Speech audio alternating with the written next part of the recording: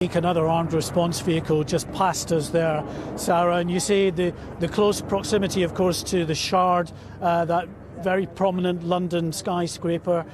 Early reports that we had, of course, indicated that one of the incidents unfolding was at the Shard, but you can see just by how close it is to where we are that it was probably linked in, not the Shard itself, but Borough Market. So that scene, we don't know if the suspects are still holed up around there, but the sounds of these explosions, possibly extraction devices, would certainly lead us to believe that police are clearing out an area using these devices as they go. And people here, they're quite bemused, some very frightened and not really knowing what to do, because transport links are pretty much affected by this as well. Indeed, I came from North London 3 hours ago, and getting here, and many of the streets and bridges across London have now been closed. The cordon is quite substantial. I've been walking around trying to find witnesses to speak to.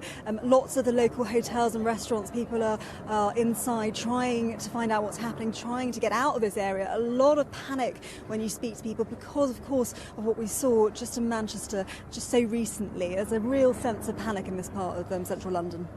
Yes, and this now obviously confirmed by the London Mayor as terrorist attack or terrorist attacks in terms of two locations here. The latest in a line of terrorist attacks. We are still at a terrorist level of severe. It went up to critical. We don't know if it may rise again to critical, depending on whether these suspects are at large or whether they believe there may be others out and about. But I think what was quite telling is that police put out this information on their Twitter feed, this run, hide, tell instruction to people.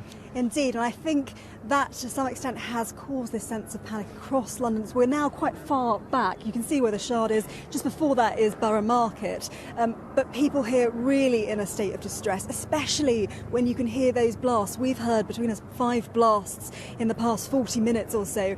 And for a lot of people, they haven't heard those kind of noises before. Obviously, you've covered these kind of events before, but it's quite startling when you hear them.